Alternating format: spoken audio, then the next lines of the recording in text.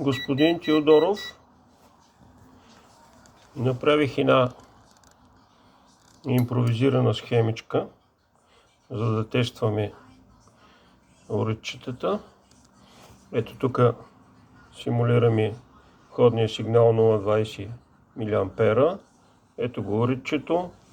Храним го с 24 волта. И сега ето какво се получава.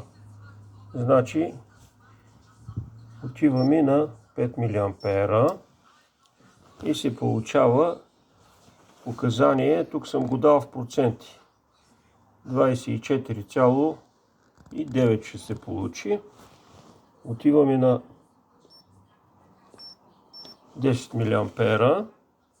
Трябва да се получи 50%. Така. И отиваме на 12, колко се пада? 15 да кажем. 75%.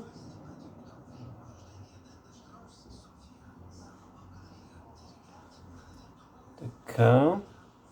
И ето го 20 мА трябва да отиде на 100%. Значи, особеното е, че този уред няма директен вход